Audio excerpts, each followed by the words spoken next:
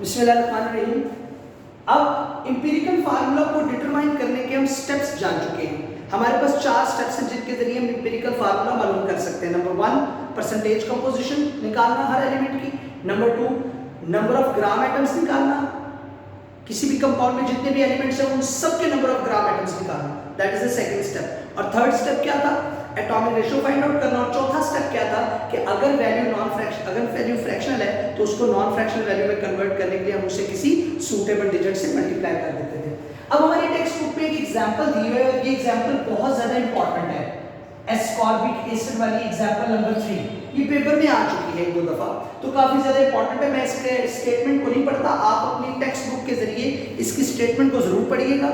और उस स्टेटमेंट से मैंने गिवन डाटा जो है वो अरेंज कर लिया है जो हमारे पास डाटा स्टेटमेंट में मौजूद था। तो सबसे पहले जनाब percentage of carbon, percentage of carbon दी हुई है हमारे पास न्यूमेरिकल की स्टेटमेंट में 40.92, परसेंटेज ऑफ हाइड्रोजन दी है 4.58, परसेंटेज ऑफ ऑक्सीजन दी हुई है 54.5। हमारे पास परसेंटेजेस दी गई हैं और रिक्वायर्ड में कहा गया है एम्पिरिकल फार्मूला मालूम करके दिखाइए। तो भाई सिंपल सी बात है, एम्पिरिकल फार्मूला मालूम करने के 4 स्टेप्स हमने पढ़े थे लास्ट लेक्चर में, याद होगा, जिसमें पहला स्टेप था परसेंटेज कंपोजिशन फाइंड आउट करना। तो जरा गौर फरमाइए, हमारे पास यहाँ पर जितने भी एलिमेंट्स हैं कौन कौन से, कार्बन हाइड्रोजन ऑक्सीजन, इनकी परसेंटेजेस तो ऑलरेडी गिवन है। तो पहला स्टेप तो मुकम्मल हो गया हमारा पहले से ही। अब जो दूसरा स्टेप है, देखिए मैंने पहले स्टेप में लिखा है it is being already done. ये पहला स्टेप जो था परसेंटेजेस निकालना एलिमेंट्स की, वो तो पहले से कैलकुलेट हो चुकी है। अब आ जाओ स्टेप नंबर 2 पर। स्टेप नंबर 2 क्या था? हर एलिमेंट के ग्राम एटम्स फाइंड आउट करना। जितने भी एलिमेंट्स हमारे पास हैं उनके ग्राम एटम्स फाइंड आउट करना। ग्राम एटम्स फाइंड आउट करने का क्या फार्मूला था? जो परसेंटेज दी गई हो उसको उसी एलिमेंट के एटॉमिक वेट से, एटॉमिक मास से डिवाइड कर दो। तो percentage of carbon, gram atoms of carbon calculate करने के लिए क्या करना पड़ेगा? परसेंटेज ऑफ कार्बन ऊपर रख दें और इसके एटॉमिक वेट से इसको डिवाइड कर दें, तो आपके पास 3.41 ग्राम एटम्स आ जाएंगे किसके? कार्बन के। दूसरा स्टेप क्या है? दूसरा जो एलिमेंट था वो हाइड्रोजन था, उसके ग्राम एटम्स निकालो। हमारे पास परसेंटेज क्या है? ये 4.58 और एक हाइड्रोजन एटम का मास क्या होता है? 1.008। आप इसको डिवाइड करें 4.54 ग्राम एटम्स, आपके पास हाइड्रोजन का ग्राम एटम्स आ जाएंगे। उसके बाद ऑक्सीजन के ग्राम एटम्स कैसे निकलेंगे? आपको उसके परसेंटेज को ऊपर रखना है, डिवाइड कर देना उसको एटॉमिक वेट से, तो आपके पास 3.41 ग्राम एटम्स आ जाएंगे। तो अब 2 स्टेप्स हमारे हो गए। परसेंटेज तो ऑलरेडी गिवन थी, नंबर ऑफ ग्राम एटम्स हमने कैलकुलेट कर ली।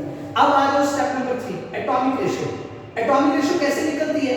जितने ग्राम एटम्स निकले हैं ना उनकी वैल्यूज को ले ले और उनको उन्हीं में से हासिल होने वाली सबसे लीस्ट वैल्यू से डिवाइड कर दे।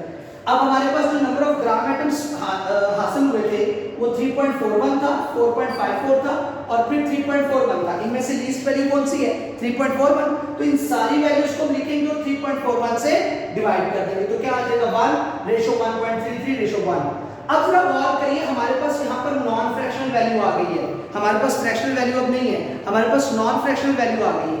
अब चौथा स्टेप हम इंपीरिकल फार्मूला मालूम करने का उस वक्त करेंगे जब हमारे पास ये atomic ratio non fractional value हो। तो हम इसको नॉन फ्रैक्शनल वैल्यू में कन्वर्ट करने के लिए, तब्दील करने के लिए मैंने इसको 3 से मल्टीप्लाई कर दिया।